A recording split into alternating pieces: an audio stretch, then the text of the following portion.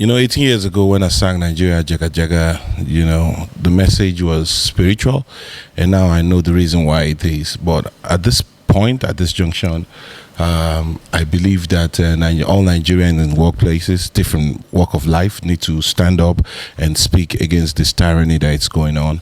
And if we don't do that, it will come to everybody, whether you like it or not. If you are a Nigerian and you're not speaking up against this, may God forgive you. We judge you. Okay, great. Let me ask, 18 years ago when you sang Nigeria Jaga Jaga, whoever has a kid at the time, who just gave birth to a kid by that time, already as an adult by now, things do not really look like they have changed.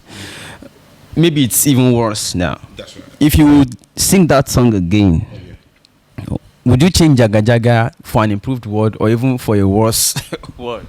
I'm still looking for the word to replace Jaga Jaga. There's no word. Best to do is remix it, same chorus, and give information of different times from 18 years to the present. For the past 4 years, this government has been criticizing the past government, which is Ebele Goodluck Jonathan, and this is 4 years later. You are still criticizing Ebele Goodluck Jonathan. For goodness sake, I have not seen any development. If anybody is not fucking, if the Yorubas are not saying anything, like the Igbos are agitating, like everybody is complaining about the kidnapping that is happening all over the southwest, and everybody is keeping mute, like as if nothing is happening. For goodness sake, Yoruba no. Let us come to the August 5th day. Many people started criticizing on social media. They didn't see you, blah blah blah. Even though we saw that you posted picture alongside Didi Mabiaku stepping out for the protests. Can you tell us exactly what you saw on the day? What happened? Okay, so from Ikeja to Bank Anthony was too much hold up, so we had to trek from Maryland, and bike can pick you up from that area. So we left Didi's house. So by the time we got to stadium, we already feeling the tear gas everywhere, was already in disarray, and a lot of boys have been arrested for protesting and fighting for their rights.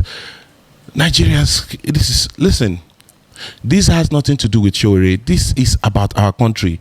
I'm not a dual citizen, but all these politicians are dual citizens. They have citizenship. If anything happened in this country, they are taking their children out.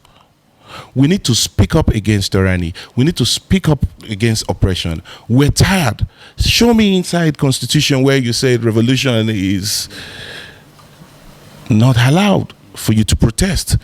We're coming out to speak for our people. We're coming out to say the killings is too much. We're coming out to say the unemployment rate is too much. Just like Babade, they say social revolution, cultural revolution, economic revolution, agricultural revolution. We're tired. You want us to keep mute? We can't keep mute.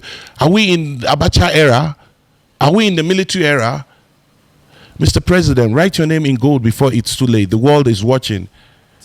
Now, do you regret the use of the word revolution to tag the protest? Are you kidding me, for God's sake? In 2014, when President Muhammadu Buhari and his friend came out and told Nigerians to stand up for revolution to overtake Goodluck Ebele Jonathan. Hypocrisy. Please, ask another question. They know what they are doing. It's so sad. Nigerians, wake up. Wake up, Nigerians. Okay, I will ask another question. Let us talk about you as a celebrity speaking up. Most of other celebrities are not. Only you and few. What do you think we should do? Because for a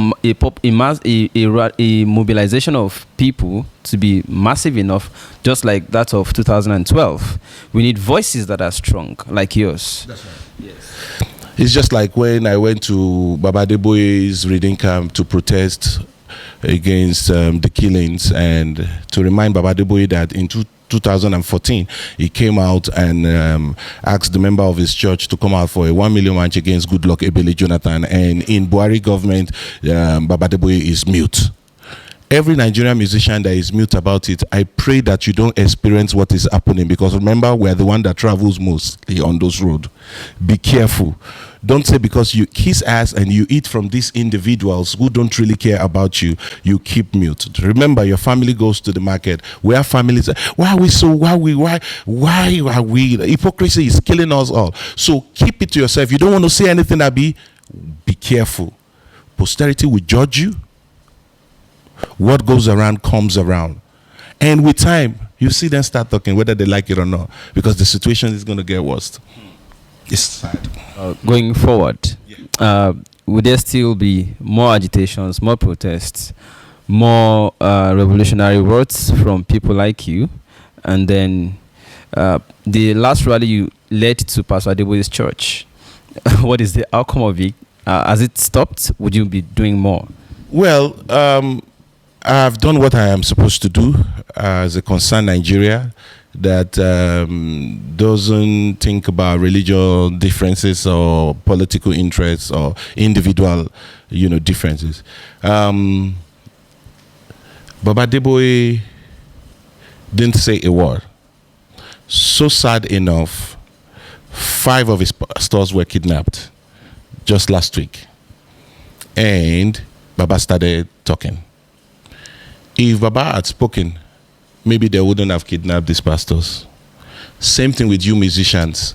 Speak up. Our country is our country. It is very, very important. We'll wait for Oshore to be released. He has made his point. We'll wait for him to be released. We'll congratulate him and we'll stand by him and we'll always speak the truth. These are intellectual revolution. These are electoral revolution. These are economic revolution. This has to do with our country, Nigerian. All our youth are out there. People are crying every day. People are dying every day. And everybody kept mute. Why are we so gullible? Why are we so wicked in this country? Why are we so fake? Oh, God, I don't know.